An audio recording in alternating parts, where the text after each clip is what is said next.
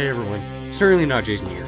I apologize for the delay in the upload. My internet's been crazy due to Hurricane Milton's after effects coming up to where I live.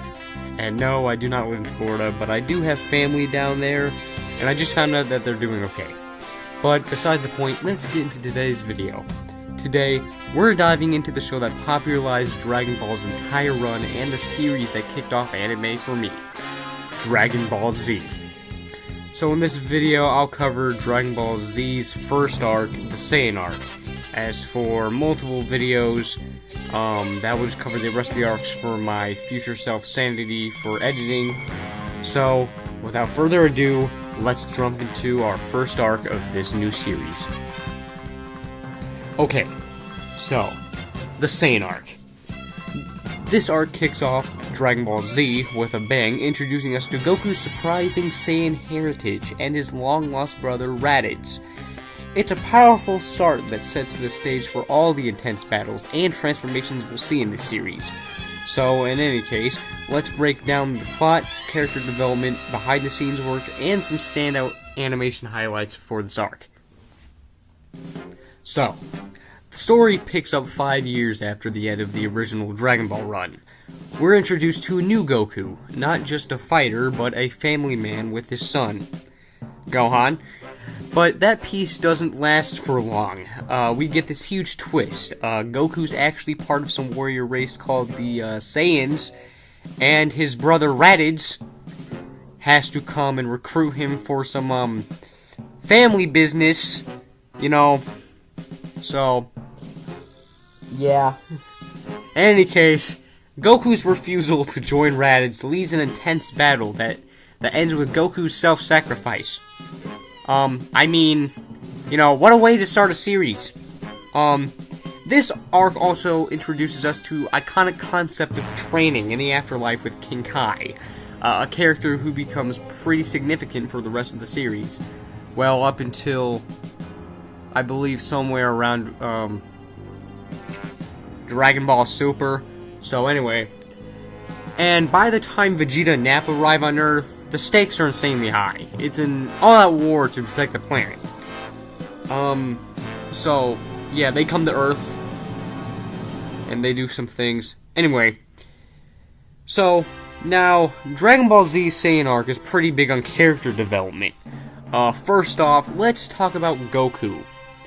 We see a side of him that we didn't in Dragon Ball. I mean, he's a father now, and his relationship with Gohan is decent, or central, whatever. Goku's bond with Gohan adds this emotional layer to the battles, especially as Gohan gradually steps into his own role in this series. And then we have Piccolo. Now, this is a character who, in Dragon Ball, was Goku's enemy, but in the Saiyan arc, we see him change. He sacrifices himself to save Gohan, because Nappa, but which shows his growth and hints at the hero he'll eventually become. Now, Piccolo's mentorship of Gohan starts here, and it's honestly one of the most memorable aspects of this entire series. So, and Piccolo is Gohan's dad, apparently, but anyway, now we move on to Vegeta. Now, we can't forget about Vegeta. I mean, he's introduced as this brutal, prideful warrior who's willing to destroy Earth without a second thought. He's a pure Saiyan elite, for Christ's sake, contrasting Goku in every way.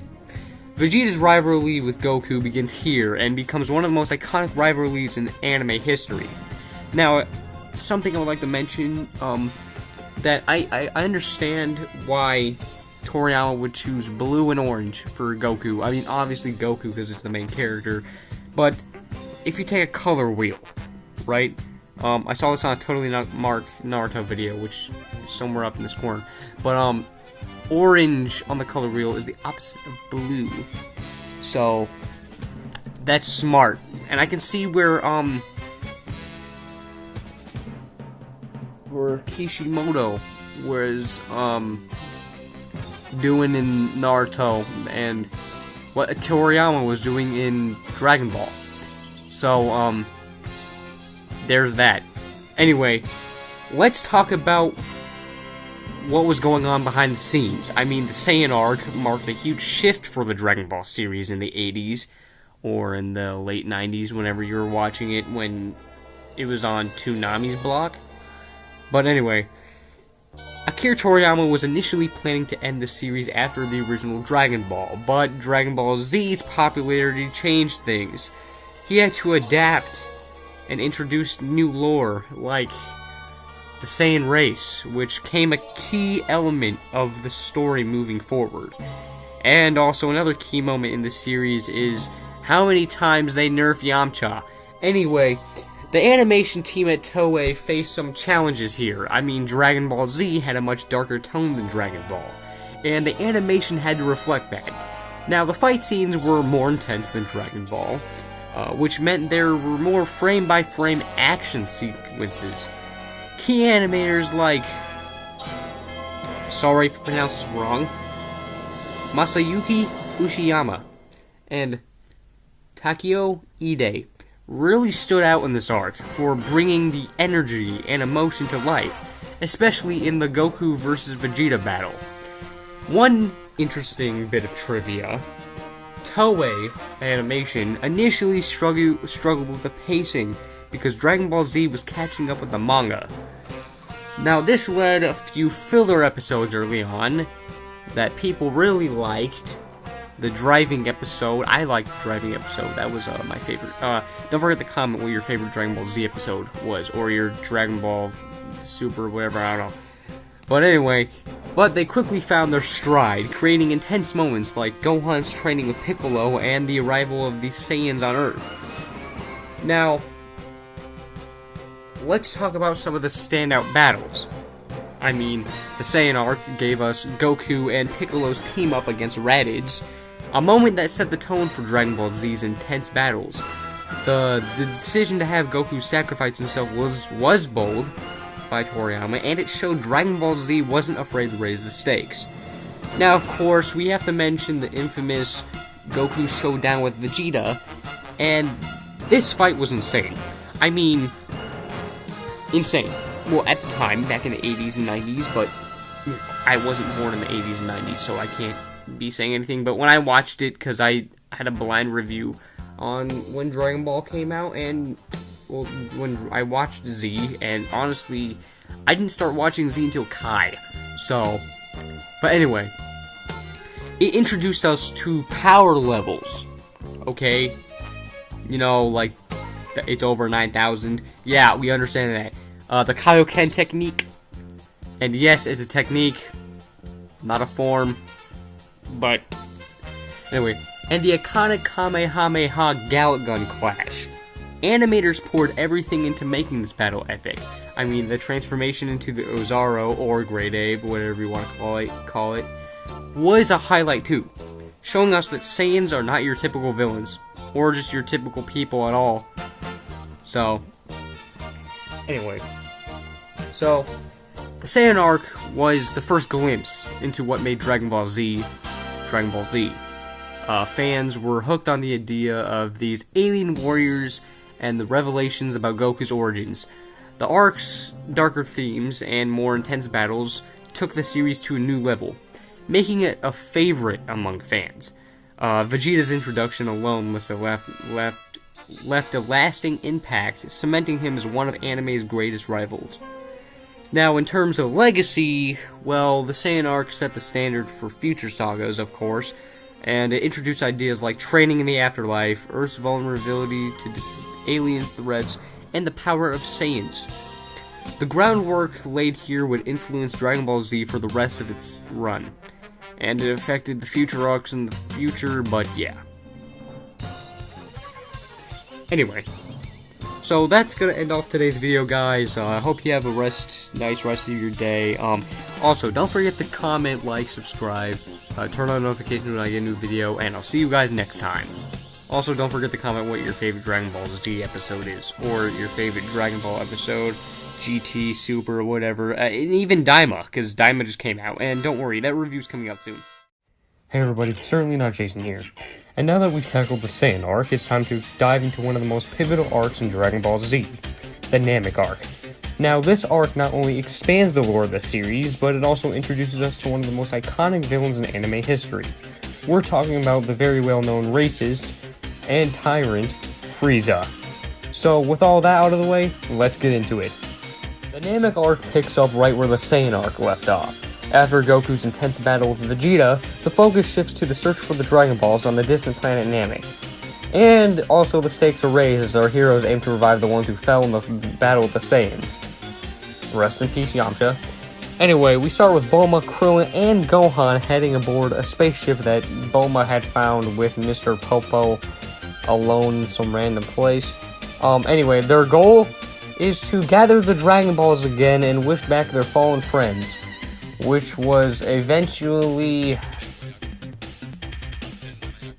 Yamcha.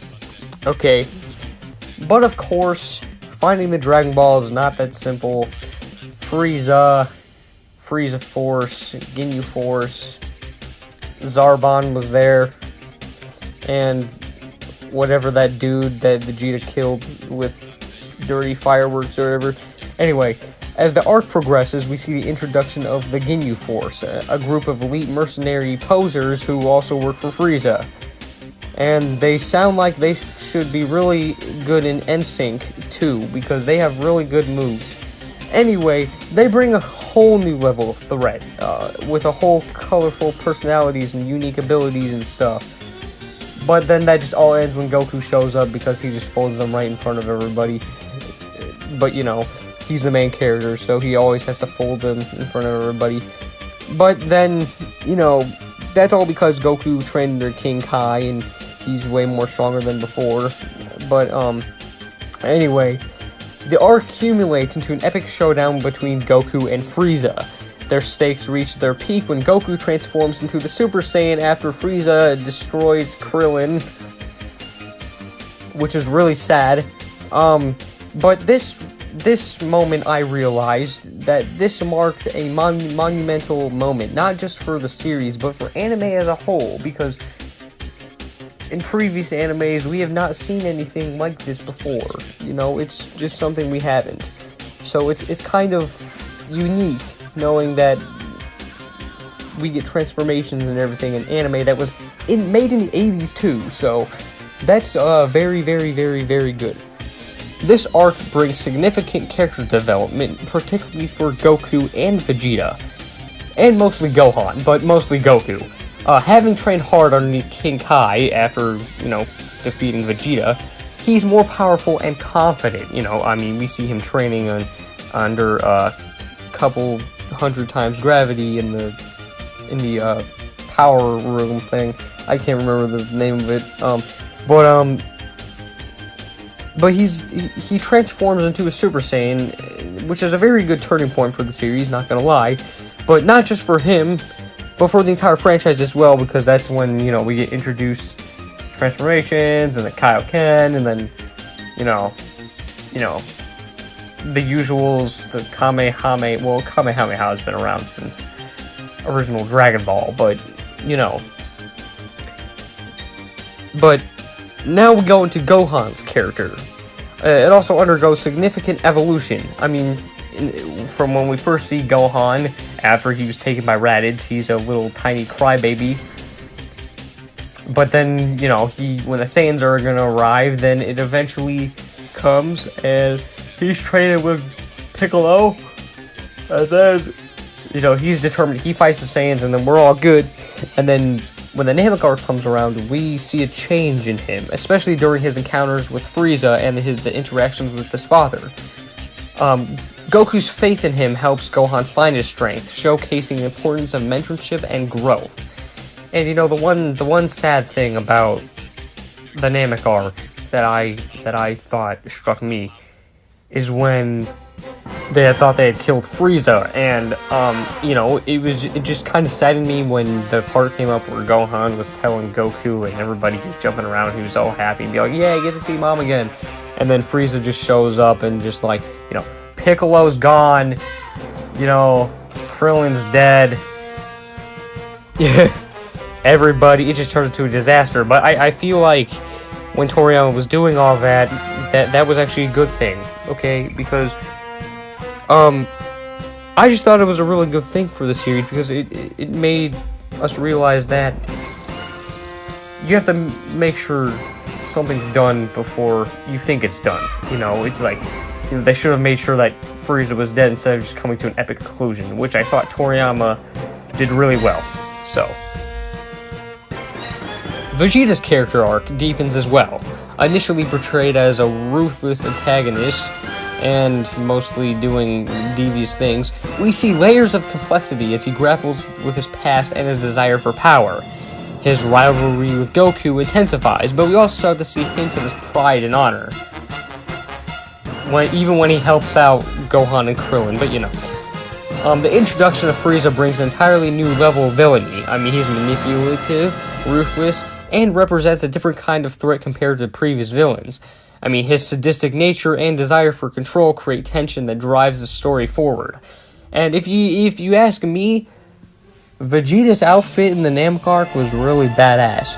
So, kudos to Toriyama for doing that. Now, behind the scenes, the Namek arc was significantly turning point for Dragon Ball Z. Akira Toriyama expanded the world building, created a new planet with unique inhabitants and lore. Namek was a place of great beauty, but also danger, reflecting the duality that defines much of Dragon Ball Z. You know, and Toei Animation faced some challenges during this arc, particularly pertaining to the vast landscapes of Namek and unique designs of characters like the Ginyu Force. The vibrant colors and distinct art style were a departure from previous arcs, allowing a fresh visual experience. And, you know, key animators like Yoko Shimomura, sorry for pronouncing it wrong, he contributed the music and sound design, enhancing the emotional weight of the battles. The score during Goku's transformation to a Super Saiyan is iconic and resonated with fans for decades. Now, the music adds a layer of intensity that elevates the action sequences. Additionally, the pacing of the arc became a topic of discussion. With the original manga already in progress, the anime adaptation faced some filler episodes. Like I believe it was somewhere after the Namek arc itself, but it was the Garlic Jr. saga, which was just very stupid in my opinion, because having Garlic Jr. come back from Dead Zone after a very long time, it just seems like a very, very, very, very, you know, stupid idea. But you get what I'm saying. Anyway, but often these were actually well received for the character building moments and humor. Humor was a very big thing in Dragon Ball Z. Even though it was serious at times, it was still very humorous for me when I read Dragon Ball Z. So, yeah. The Namek arc is also known for its incredible battles. I mean, think of it. The showdown between Goku and the Ginyu Force is both entertaining and action-packed. Each member of the Ginyu Force has a unique fighting style, adding variety to the battles. Their flamboyant personalities and over-the-top moves provide a mix of comedy and intensity, especially between when he switched bodies with Goku and then they switched bodies with a Toad or Frog or whatever you want to call it. I don't know. I don't make the rules. I'm not Toriyama. However, the real highlight comes during Goku's battle with Frieza. I mean, the animation quality during the fight was exceptional, showcasing the full power of the characters. And you know, another thing I would like to mention too is that Frieza said, oh yeah, Namek's gonna blow up in 5 minutes. Well, that lasted 19 episodes, unless it was 5 minutes in, you know, it's hard to explain because then there's the whole theory about, oh, he said it was 5 minutes, so does that mean it's, you know, is the full, did it actually take longer than 5 minutes because it's 19 episodes long, or, you know. But anyway, when Goku transforms into a Super Saiyan, it is one of the most memorable series in the anime history. I mean, the animation captures the raw emotion and energy of Goku's transformation, making it feel monumental. The fight sequences are fast-paced and intense, with attention to detail, of course, from the fluid movements to the explosive energy attacks. Animators at Toei really went all out to create an unforgettable experience, even for new anime fans as a whole. Now, one thing I'd like to say is that the Namek arc for me, and for my experience in anime when I first started watching Dragon Ball Z Kai, it was very good. And, you know, the thing was is that I accidentally went from Saiyan arc, Cell arc, to Namek arc, and that was not really good, because then my 7-year-old self realized that I was doing it wrong. But yeah. Anyway, guys, that's my Namek arc review for Dragon Ball Z. Don't forget to like and subscribe, you know. And also, by the way, I will try to keep up with my upload schedule. I'm trying to upload every Saturday now, which gives me enough time to edit during the week. By the time I'm recording this, it's currently Friday, so this will eventually possibly be out tomorrow, I hope, because I have to edit and everything, and editing takes a long time, and finding the right music choices and everything. But yeah, but I hope you guys had a very good Thanksgiving, by the way, as well. Be thankful for what you're doing and everything. So yeah, so that's just today's video. Bye. Hey guys, I would just like to mention that I'm sorry that I was gone for 2 months. I was dealing with a lot of mental health stuff, so I tried to get this video out as soon as I possibly could. So yeah, please enjoy the video. I spent a long time editing, and yeah. Hey everybody, certainly not Jason here. So in previous videos I've covered the Saiyan arc and the Namek arc. So with the Namek arc wrapped up for this Dragon Ball series review, we're moving to one of my personal favorite arcs in the Z franchise and for the Dragon Ball community as a whole, the Cell arc. Now this arc is known for probably being the most recognizable arc in the series, and is known for its big character development for a lot of characters, and even intense fights between major characters, and this is even the first time we even see Super Saiyan 2. So let's get into one hell of a ride and prepare ourselves for my first probably hour-long video. Get ready for the one, the only, Cell arc. Now Toriyama has gotten his inspiration for Dragon Ball from stories like Journey to the West and Astro Boy, but mostly Toriyama himself has taken inspiration from Western media. And for this glorious arc, he decided to take his inspiration from the 1991 film Terminator 2: Judgment Day. Yep, that's right, Toriyama, the legend himself, took inspiration from Terminator 2 and took the whole killer androids destroying the future, and took it in his genius mind and turned it into something original. Now I've mentioned before in the beginning of this video that this would probably be my first hour-long video. Well, that's because instead of just telling you the whole plot of the arc and having this video only be around 6 to 10 minutes long, I will decide to break the video into its own little segments. So the chapters for this video will be in the description, or in the video, or whatever. But another thing I would like to mention before I get into the video is that during the writing of this script for this video, I'm currently rereading the Cell arc so I can give a better understanding of the arc, instead of just telling you what it's about and what the main plot is. But without any interruptions, here's the ultimate Cell arc review. Now rereading this part of the franchise just basically felt like eating a senzu bean. It kind of felt like I was opening to a fresh start, like I've never even read Dragon Ball before. A standpoint to the beginning of the arc that I thought was really intriguing for me was the structure of how the arc was put together. Unlike the past 2 arcs that I've covered on this channel, they're both very different from the Cell arc. Well, I mean obviously, but I mean it's just how it's put together as a whole. For example, the Saiyan arc. The Saiyans show up, they fight, and Goku shows up and wins. But that was different for the Cell arc. I mean, yeah, androids show up, but Cell emerging was just really surprising for me when I had watched Z Kai. I had no idea why there was an oddly shaped bug dude when they were supposed to be fighting androids.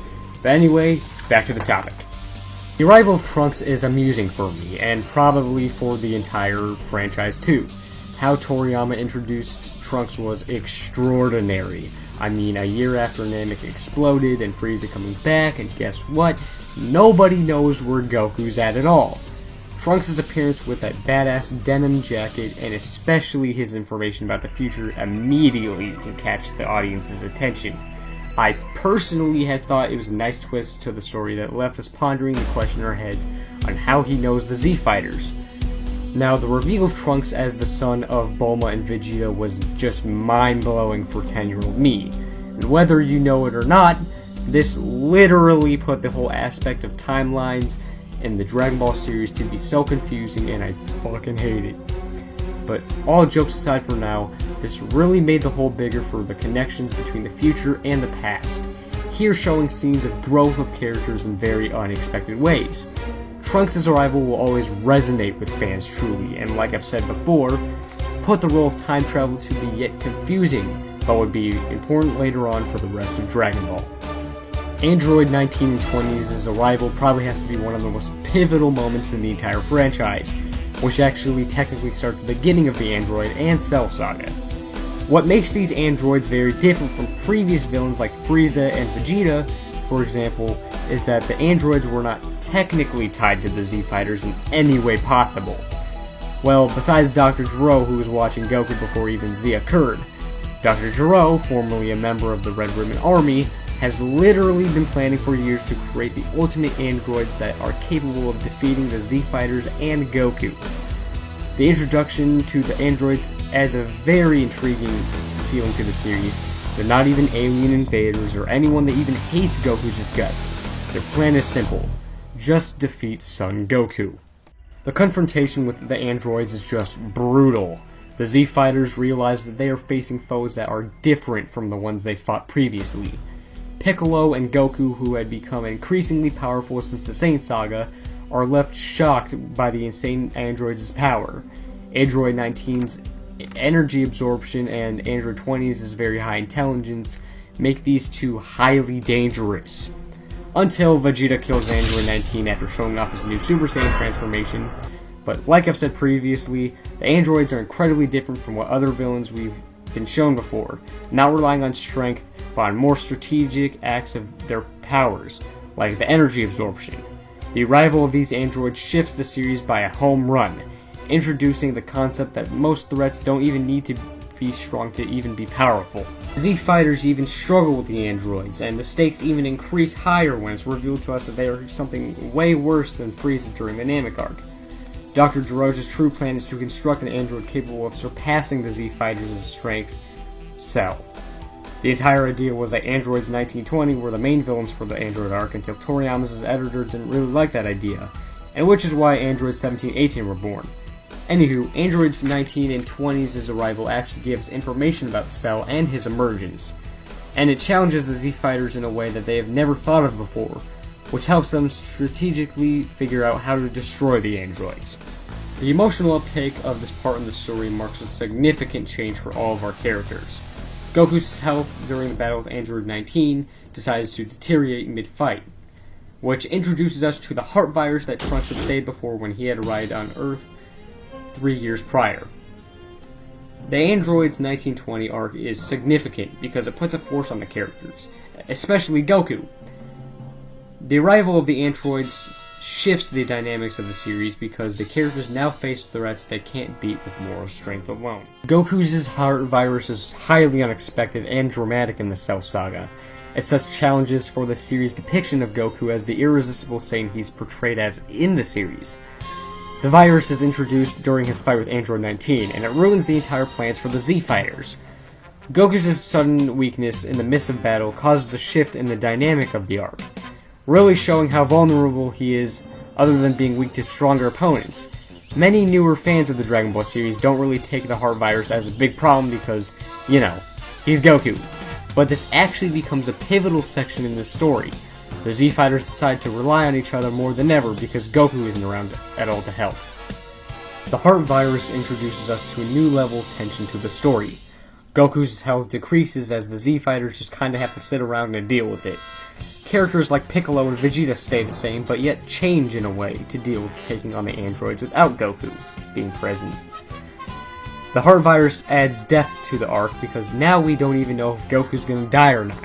Goku's struggle with the heart virus has an impact on the narrative. It leads to characters like Vegeta, Trunks, and Piccolo to take on the spotlight for a little bit.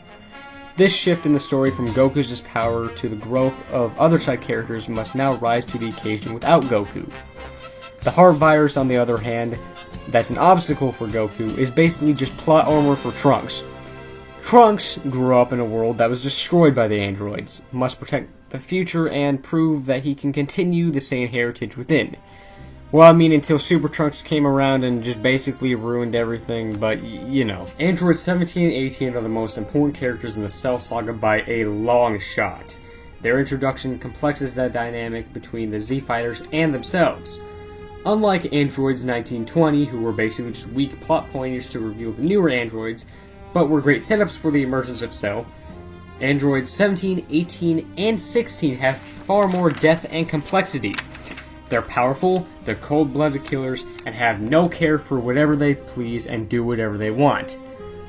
But they also have a sense of independence that separates them like other villains. These androids, and especially Android 16, are programmed to tear apart the Z-Fighters and kill Goku. They don't necessarily follow an evil path. The most interesting aspects of Android 17-18 is their lack of allegiance. They are not just Dr. Gerose's creations, rather they are just cruel, independent androids who can choose their own path. This freedom and self-determination is what makes them highly dangerous. They don't follow orders, they just simply act on their own will. It adds an element of what's going to come to the next arc, especially since the Z-Fighters don't even know what's going to come with the androids. The androids with their power makes Android 17-18 unstoppable while they go around town committing whatever chaos they can just to kill the Z-Fighters and get to Goku. However, as the arc progresses, the androids start to grow a little soft on the Z-Fighters. Android 18 particularly grows a transformation, shifting from the heartless killer to a more cocky character. Her interactions with Krillin really show that she ultimately does have feelings and isn't just a lifeless android. The emotional development is one of the key factors that sets this arc farther apart from other earlier arcs in Dragon Ball Z. Toriyama brings a fresh, compelling factor to the arc's narrative. The androids are not just threats, but mostly just misunderstood characters who change the Z-Fighters' understanding of morality, purpose, and overall destiny. The battle between Vegeta, Trunks, and Big Lip Cell marks a turning point in the Cell Saga. In both character development and action, Vegeta, who had been overly confident in surpassing Goku, decided to face off against Cell as Super Vegeta, which is probably one of the most badass fights in Dragon Ball Z history. Now this fight is really important because it shows the internal struggles that he and Trunks went through in the hyperbolic time chamber. He's fighting for dominance and is also flexing Super Vegeta, but then all of that gets ruined when Cell absorbs Android 18 and becomes perfect and just destroys Vegeta's pride right then and there. Trunks, Vegeta's son, also plays a crucial role in this fight, experiencing the destruction of his world in the future, which was destroyed by the androids. He becomes motivated to make sure that history doesn't repeat itself. His determination to protect the future proves his strength and drives him to fight against Cell. The father-son dynamic in this battle adds a badass layer to the confrontation. Despite Trunks' youth, he surpasses Super Saiyan and goes into grades 2 and 3. Same thing with Vegeta. He even learns that his father's mistakes before Cell became perfect. He shows growth, and in this fight, and is even a defining moment for Trunks. He steps up to protect the future, not only as Vegeta's son, but also as a fighter. The Vegeta and Trunks vs. Cell battle serves as a standpoint for the fights that will follow, then eventually leading to Super Saiyan 2 with Gohan. Even though Vegeta and Trunks fail to defeat Cell, it highlights the debut of Cell's perfect form. This battle serves as a reminder that the Z-Fighters will statistically have to learn how far they must push their limits to defeat the one and the only perfect Cell. The Cell Games is probably one of the most important tournaments in the franchise other than the Tournament of Power and the Budokai tournaments. It serves as a test for the Z-Fighters and everything they've worked for throughout the saga. Cell, now fully in his perfect form, goes to a new station and declares his challenge for the world, demanding that the strongest of the strong face him in a battle that decides the fate of the Earth. This tournament becomes a spectacle not only for the characters but also for the audience who are watching this story commence. As the Cell Games are broadcasted globally across the world, this sets attention and overall problems within the story. The games represent a test of strength, resolve, and even sacrifice for the Z-Fighters, and lose the hero that was once the main savior of this franchise. What makes the Cell Games so impactful is the emotional impact it is involved with. It's not just about fighting, it's about protecting the Earth and the saving of the potential future. The event forces the Z Fighters to confront the possibility of failure and losing everything they protected Earth for. For Goku, this is one of the most risky fights for him, deciding if Earth lives or not, and serves as a humble challenge in his life. The Cell games provide the characters to test their limit and to prove their worth, not just to the world, but to themselves. The Z Fighters cross their fingers, knowing if they lose, everything they fought for will be gone. Goku's decision to forfeit is one of the most dramatical turns for this arc in the Cell games, as it marks a shift for his character. Goku, for years, had been the steering wheel behind every battle, always enjoying his love for fighting and striving to keep on training and saving his friends and his own world. Goku's decision to forfeit passes the Olympic torch to Gohan, showing that Toriyama did everything he hoped for with Goku. Gohan is the new protector of Earth and symbolizes the growth of the legacy his father had left behind. It's a moment of realization that makes the reader realize that Goku is done. He doesn't want to be the reason villains show up to Earth. So with all of that, Cell decides to self-destruct, and Goku decides to man up and sacrifice his life to show that he has grown, as not a mentor, but a father. This is it, the final showdown between the most powerful characters currently in the series. Son Gohan, the new protector of Earth, and the villainous Perfect Cell. Gohan's battle with Cell is a huge turning point for his character. It marks the growth we've seen from the very start of the series, once a scared little rascal to a powerful warrior that doesn't give up. At the start of the series, he was always an overshadow of his father since the battle with Raditz. Gohan had hidden power that even Goku and Piccolo saw when training him. However, though the events of the Cell Saga and his experience with the androids, Gohan's potential is unlocked. He transforms into a Super Saiyan 2 after watching Android 16 getting his head crushed by Cell. This transformation isn't really a result of physical training or power-ups. It is driven out of him from emotional pain and trauma. In the midst of the fight, Cell underestimates the young Saiyan, believing that Gohan is weak and is unmatched for him. But that all changes as he realizes Gohan's inner strength emerges as the driving force behind his overwhelming power. The battle itself is a devastating display of energy and sacrifice. Gohan pushing Cell to his limits. The turning point comes when Cell releases a Kamehameha that is destined to defeat Gohan. But with the power of his father's spirit and the dedication to help the ones he loves most, he fires one last Kamehameha with a broken right arm and defeats Cell. Gohan's victory isn't just a victory for himself. It's morally a victory for the world, unlocking his potential and rightfully taking his place as the new savior of Earth. Cell's defeat at the hands of Gohan marks the end of a long, hard-fought battle, but it also signals the road of Goku's place coming to an end. Goku's calmness and mentorship in the Cell Saga, and even his decision to forfeit so Cell could take on Gohan, reveals his growth as a father and a mentor. He acknowledges that Gohan is capable of saving the world without him, and this changes the overall theme of the series. The shift from Goku to Gohan symbolizes the passing of the torch to the next generation.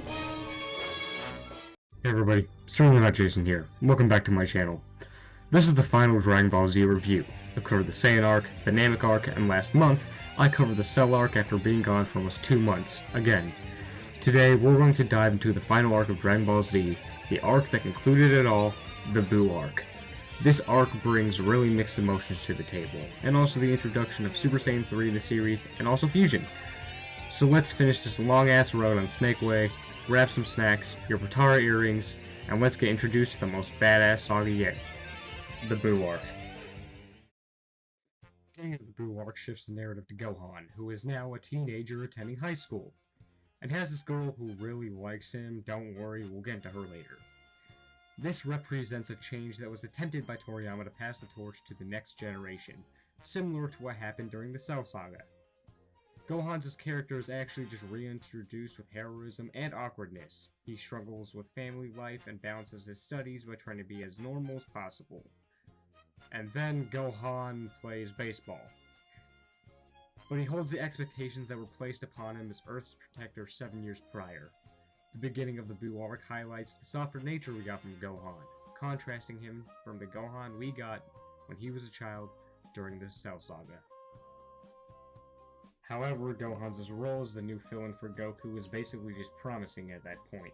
It didn't really click with fans, and neither did it with Toriyama either.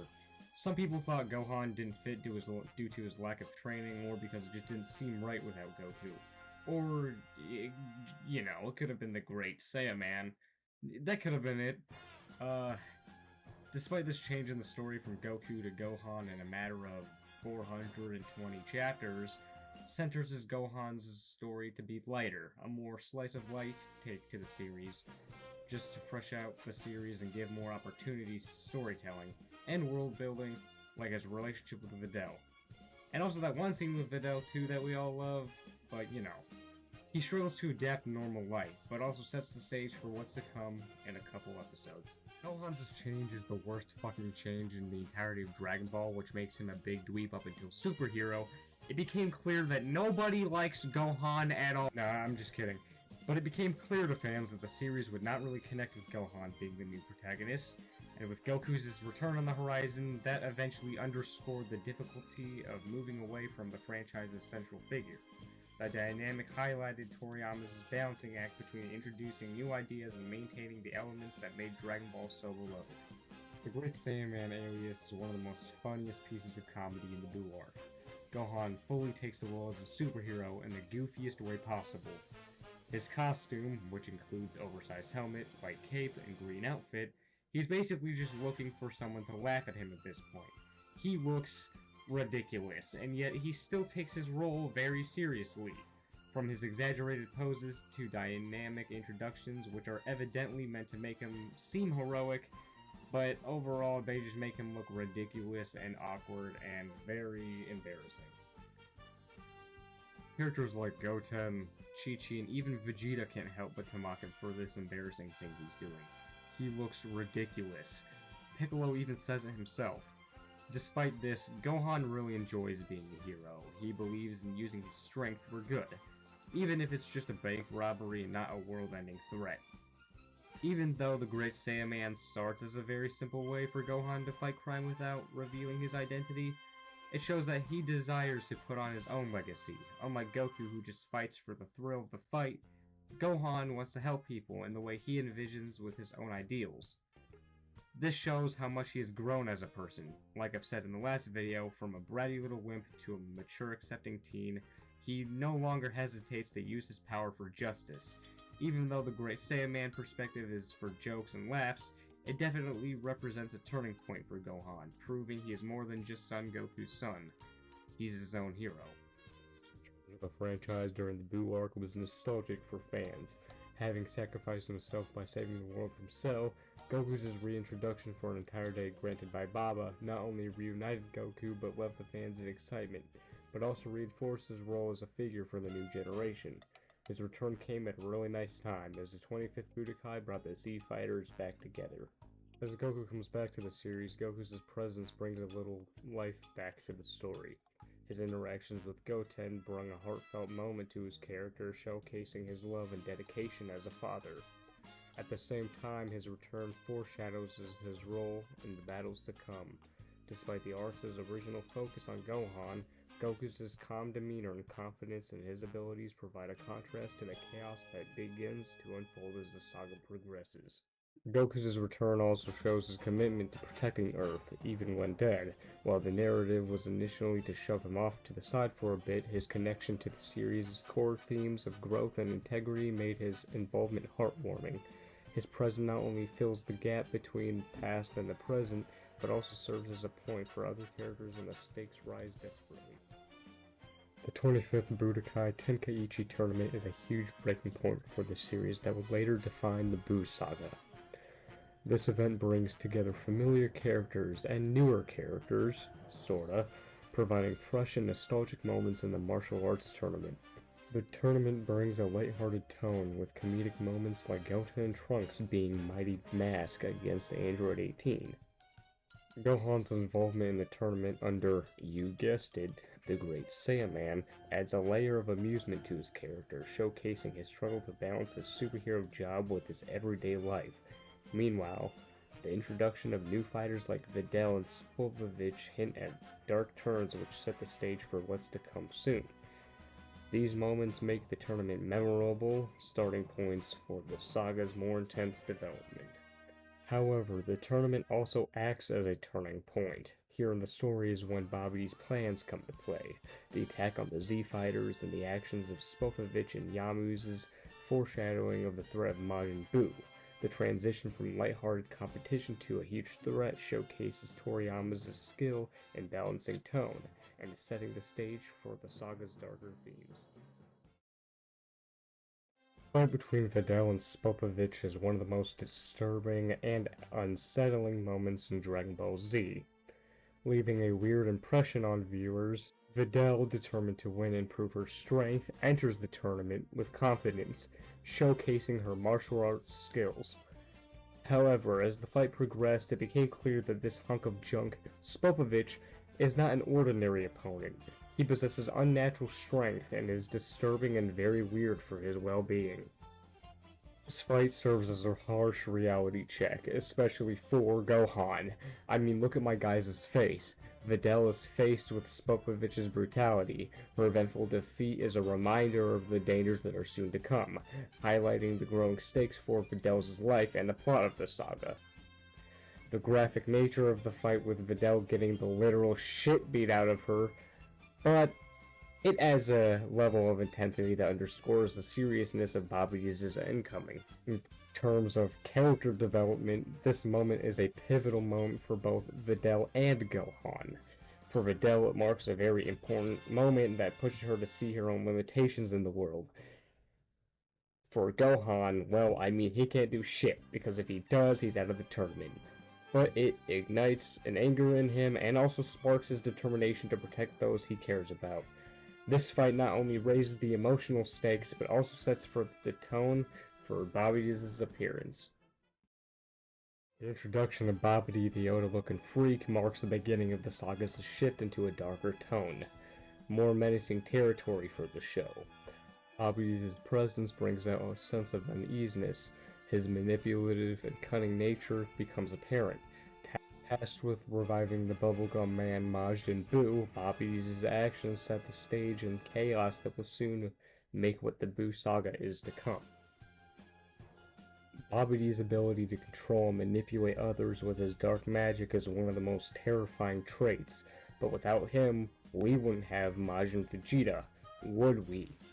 Characters like Spopovich and Yamu demonstrate his power to corrupt even the strongest-willed individuals, making Babbidi a foe like none other. But his plan is simple.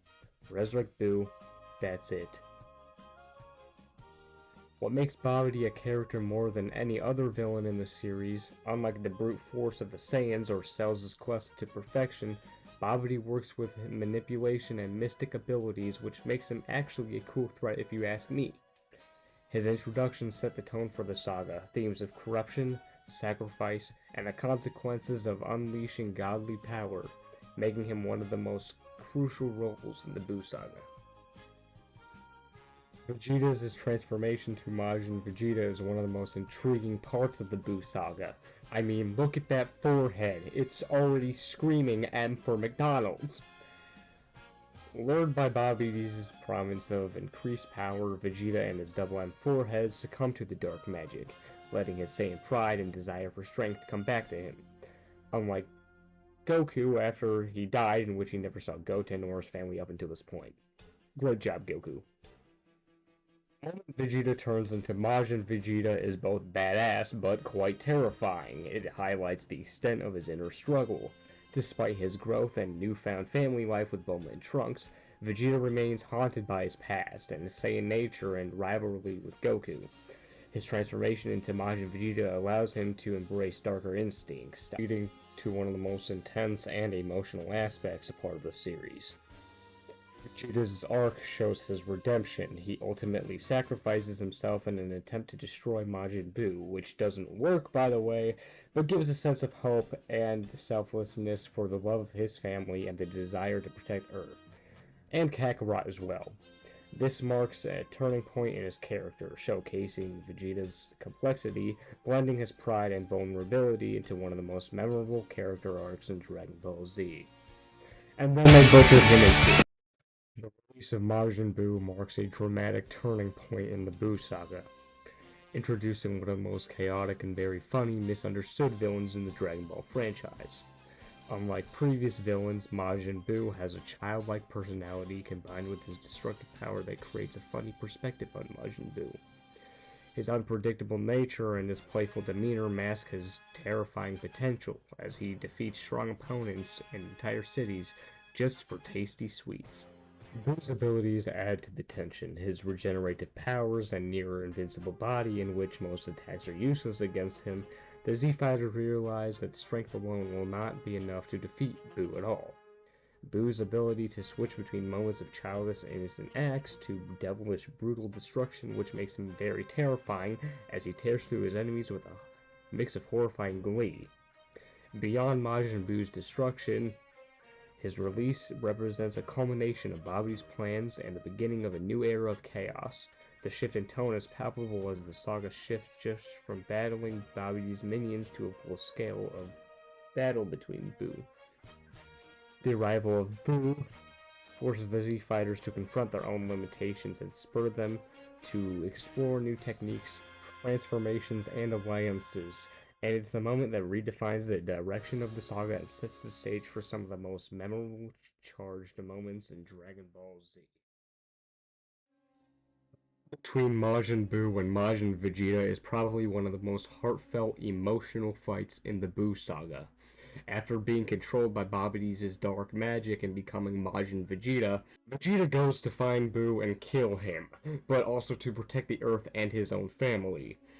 This fight really shows how much Vegeta has changed as a character. This fight is more than just a fight. It's Vegeta fighting his inner demons. Vegeta's decision to sacrifice himself to destroy Buu is a really powerful moment in the saga. After this moment, Vegeta once again takes the L once more because after this heartfelt moment, Buu fucking regenerates. The Saiyan Prince had failed once more. Skill issue, but Vegeta's sacrifice left a very emotional impact on fans, including myself. It marks the beginning of Vegeta's redemption arc. He starts to prioritize the well-beings of his pride, says goodbye to Trunks, Bulma, and yes, even you, Kakarot. It shows how much he's changed from a heart-colded killer to a prideful Saiyan warrior. But then, Super came along and ruined Vegeta's character, and it pissed everyone off! But this fight shows how strong Majin Buu is as a character. It establishes Vegeta as a true hero. He has a family, respects Goku, and even though Vegeta doesn't exterminate Buu, it buys time for the other Z fighters to plan things out and come up with a newer plan. Fusion of Gotenks was a little bit bland, in my opinion. We begin with seeing Goku coming back and showing Goten and Trunks how to do the fusion dance. Even though fusion brings out a fresh layer of strategy to the series, it kinda just makes me feel that we didn't really need Gotenks as a part of the main story. Even though it genuinely helps when Piccolo and Buu are in the hyperbolic time chamber, Gotenks' fusion to me just doesn't end up feeling right for this series. It just feels like a horrible comedic gag that Toriyama just put in there to make a story a little bit comedic. Now, I will agree that Gotenks' kamikaze attack is pretty cool, but I just feel that we never really needed him to be part of the series. But I will say that his design is pretty cool. I will say one thing though, is that I got a good laugh out of me when Gotenks and Trunks were failing at the fusion dance. From making skinny Gotenks to fat Gotenks just shows what else Toriyama can do. And I will say that the whole explanation and intro to fusion is great, just not the idea of Gotenks as a part of the main story. Now, Gotenks' character is okay, I guess. Just reminds me mostly of every Dragon Ball fusion. Cocky, but has great powers, and it's not that I didn't like Gotenks, he was a great distraction for Buu and had comedic moments in the series. But I just feel like his existence is really just pointless, and that we just didn't really need him a part of the series. But his fight with Super Buu was great, and the introduction of Super Saiyan 3 was super badass. When Majin Buu transforms into his Super Buu form, the stakes are raised even higher. Super Buu is more intelligent, calculating, and far more dangerous than his previous form. Gotenks takes center stage in the fight against Super Buu, and their battle is a spectacle of creative techniques and massive destruction. Gotenks, now capable of achieving Super Saiyan 3, puts up an incredible fight, using his power and cunning to challenge Super Buu. The battle takes place in the hyperbolic time chamber, adding an extra layer of tension as the characters are fighting in an isolated space with limited time. Gotenks' flashy attacks and over-the-top personality make the fight entertaining, but it does come clear that even with his newfound power, he is still no match for Super Buu's overwhelming strength. The fight showcases the limits of fusion, and Gotenks' cocky attitude and the lack of experience ultimately cost him the upper hand.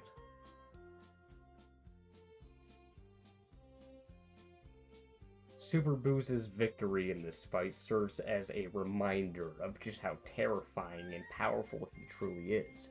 Despite Gotenks' best efforts, the fusion runs out of time, leaving the Z Fighters in a dire situation. The battle emphasizes the growing threat of Super Buu, sets the stage for the arrival of Gohan, who is now their last hope to defeat the seemingly impossible foe. Ultimate Gohan's arrival is a triumphant moment in the Buu Saga, as it marks the return of the character who had been sidelined for much of the arc. After undergoing the Old Kaiser's ritual, Gohan achieves his ultimate form, which allows him to unleash full potential without needing to transform into a Super Saiyan. His newfound power is overwhelming, as he easily dominates Super Buu in their initial clash. Gohan's confidence and strength in this battle are a stark contrast to his earlier struggles in the arc, and it feels like he has finally stepped into the role of Earth's protector. His calm demeanor and precise attacks showcase his maturity as a fighter, and for a brief moment it seems as though even the threat of Buu has been neutralized. The fight highlights Gohan's growth since the Cell Saga and serves as a reminder of just how powerful he can be when he fully embraces his potential. However, Gohan's overconfidence becomes his downfall when Super Buu absorbs Gotenks and Piccolo, gaining their powers and intelligence. This twist shifts the balance of power back into Buu's favor, leaving Gohan at a disadvantage once again. The fight serves as a harsh lesson for Gohan, as he realizes that raw power alone is not enough to defeat an enemy as cunning and unpredictable as Super Buu. The fusion of Goku and Vegeta into Vegito is one of the most iconic moments in the Buu Saga. Using the Potara earrings, the two rivals combine their powers to create the ultimate warrior, Vegito. Unlike Gotenks, Vegito is a perfect fusion of Goku's optimism and Vegeta's pride, resulting in a fighter who is both incredibly powerful and extremely confident. Vegito's fight with Super Buu is a spectacle of pure power and skill, as he overwhelms Buu with superior strength and speed. The fight is filled with incredible moments, such as Vegito taunting Buu while effortlessly dodging his attacks and countering with devastating blows. Despite his cocky attitude, Vegito's strategic mind and teamwork make him one of the most formidable fighters in the series. This battle also serves as a testament to the bond between Goku and Vegeta, as their combined power and teamwork are what ultimately give them the edge against Buu, Vegeto's fusion, however, is short-lived as he is absorbed by Buu at an unexpected twist. This sets the stage for the final battle as the Z Fighters prepare for one last showdown to save the universe. The final battle against Kid Buu is a culmination of everything in the series has been building toward. Kid Buu, the purest and most chaotic form of Majin Buu, is a relentless force of destruction, and the Z Fighters must give it their all to stop him. Goku and Vegeta take turns fighting Kid Buu, but it becomes clear that even their combined strength is barely enough to hold him off. The battle reaches its climax when Goku gathers energy for a spirit bomb, drawing power from every living being in the universe. This moment is a powerful reminder of the themes of unity and cooperation that have defined the series. As everyone contributes to the fight against evil with the spirit bomb, Goku finally defeats Kid Buu, bringing an end to the chaos and restoring peace to the universe. The final battle is a testament to the resilience and determination of the Z Fighters as they overcome impossible odds through teamwork and sheer willpower. It's a satisfying conclusion to the Buu Saga, showcasing the strength of the characters and their unwavering resolve to protect the Earth. The end of Dragon Ball Z takes place 10 years after the defeat of Kid Buu, offering a glimpse into the lives of the characters as they settle into a time of peace. Goku trains his youngest son, Goten, while also meeting Oob, the human reincarnation of Kid Buu. This moment signifies Goku's continued role as a mentor and protector, as he prepares Oob to take up the mantle of Earth's defender. The final scenes of the series are a mix of nostalgia and hope. As characters reflect on their journey to look toward the future, Goku's departure with Oob is a bittersweet moment, as it marks the end of one chapter and the beginning of another. The peaceful resolution and the promise of new adventures leave fans with a sense of closure, while also hinting at the endless possibilities for the series. The end of Z serves as a fitting conclusion to Dragon Ball Z, wrapping up the story with heartfelt moments and a sense of optimism for the future. It's a celebration of the series' enduring legacy and a reminder of the themes of growth, resilience, and friendship that have made it a beloved classic. And even though we didn't get more Dragon Ball until GT aired in 1996, after GT was kind of the large gap between Dragon Ball, as we didn't get Dragon Ball Battle of Gods, which I'm going to be covering in the next video, a mere 20-something years later. So that puts the end of this video. I hope you enjoyed. I know I've been struggling on uploads, but if you like this video, don't forget to subscribe, turn the notification bell on for when I make new videos, and I'll see you guys hopefully in the next video. And hopefully it doesn't take 4 more months.